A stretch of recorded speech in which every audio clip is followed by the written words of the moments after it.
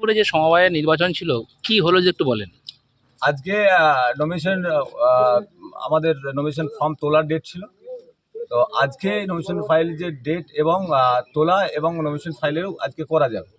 সেই ক্ষেত্রে আজকে জামালপুর ব্লকের এখানে কিন্তু মানসপুর সমবায়ের শুধু তৃণমূল কংগ্রেসই এখানে নমিনেশন ফাইল করেছে 10 জন আমাদের ক্যান্ডিডেট। এখানে কোনো বিরোধীরা বেরুগ্রাম অঞ্চলের কেউ কিন্তু এখানে নমিনেশন ফাইল করার মতো লোক আর বেরুগ্রাম অঞ্চলের নাই। মানে বিরোধীরা এখানে যে দাঁড়াবে সেরকম কেউ কিন্তু মানুষ করছে না। তাই সার্বিক পশ্চিমবাংলায় মাননীয় মমতা বন্দ্যোপাধ্যায় অনুপ্রেরণায় এবং মাননীয় আমাদের অভিষেক বন্দ্যোপাধ্যায় আমাদের সাংসদ, আমাদের সর্বভারতীয় তৃণমূল কংগ্রেসের নেতা, রাজ্যের নেতৃত্বে আজকে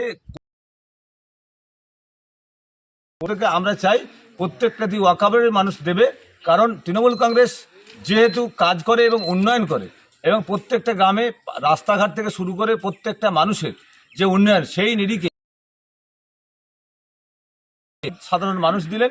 এবং এইখানে এই যে সম্মানটা দেওয়ার জন্য আমি বেরুগ্রাম অঞ্চলে প্রত্যেকটা এই সমবায়ের যারা সদস্য যারা আছেন প্রত্যেকটি জামালপুর ব্লক তৃণমূল কংগ্রেসের পক্ষ থেকে আমরা ধন্যবাদ জানাই।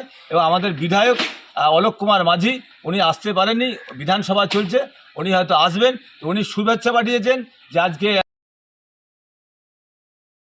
পেল এবং সেই ক্ষেত্রে প্রত্যেকেই এলাকার মানুষকে শুভেচ্ছা রইল এবং সমবায় যাতে আগামী দিনে আরও ভালো করে চলে তার জন্য এই যারা বডিতে এসেছে 10 জন তাদেরকে বলবো তারা যেন এই সমবায় মানুষের যে আমাদের কৃষকদের যেগুলো দাবি, যেগুলো যা এখানে সার ওষুধ যেগুলো যা সমবায়ের আমাদের বেচাকেনা হয় সরকারিভাবে, সেই ক্ষেত্রে ন্যায্য মূল্যে যেন এই এলাকার মানুষ, এই এলাকার চাষিরা যেন ন্যায্য মূল্যে তার মানুষের জীবনে বাংলায় একটাই কি চাষ যদি না হয়